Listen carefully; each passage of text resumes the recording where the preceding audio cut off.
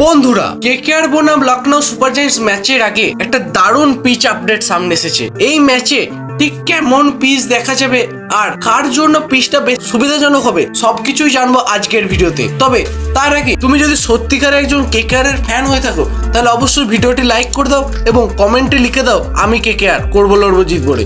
IPL 2025-এর 19তম match অনুষ্ঠিত হতে চলেছিল 6 এপ্রিল, কিন্তু রামনবমীর কারণে পুলিশ প্রোটেকশন না দিতে পারে সেই ম্যাচটাকে রিশিডিউল করা হয় 8ই এপ্রিল আর সময়সূচি ধার্য করা হয় দুপুর 3টে। তাই বন্ধুরা, 8ই এপ্রিল দুপুর 3টে ইডেন গার্ডেনে হবে কেকেআর বনাম লখনৌ সুপার জায়ান্টসের একটা হাই ভোল্টের ম্যাচ, যেখানে দুটো টিমই সমান কম্পিটিশনে আছে। যারা এখনো পর্যন্ত 30টি ম্যাচ খেলেছে, যার 14টিতে জয়লাভ করেছে লখনৌ সুপার জায়ান্টস এবং 14টিতে জয়লাভ করেছে আমাদের কেকেআর টিম। আর দুটি ম্যাচ যেটা আছে সেটা অমীমাংসিত থেকে গেছে এখনো পর্যন্ত। তাদের দুটো টিমেরই এখনো পর্যন্ত উইনিং পার্সেন্টেজ সমানভাবে থাকলেও কেকেআর কালকের ম্যাচে সেটা পরিবর্তন করতে চলেছে। কারণ হলো তার টিমের ফর্ম এবং প্লেয়ারদের দুর্ধর্ষ ব্যাটিং, বোলিং, ফিল্ডিং সবকিছু নিয়ে একটা জমজমাট টিম হয়ে উঠেছে আমাদের কেকেআর 2025 আইপিএল এ। হায়দ্রাবাদের সঙ্গে ম্যাচে হায়দ্রাবাদকে একটা বড় 80 রানের মার্জিনে হারানোর পর কেকেআর এর কনফিডেন্স এখন পিকে।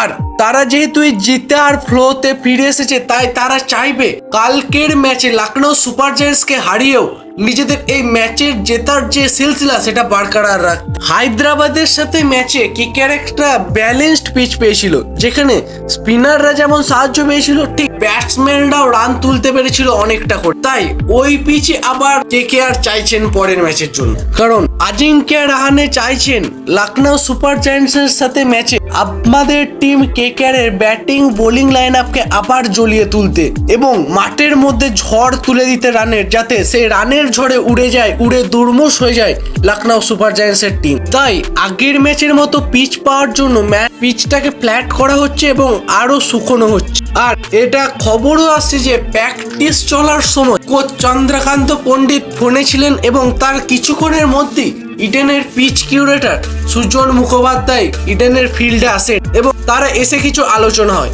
তখনই কেকেআর এর চাওয়া পরিষ্কার করে দেওয়া হয় বলে অনেকেই বিশেষজ্ঞ মনে করছে।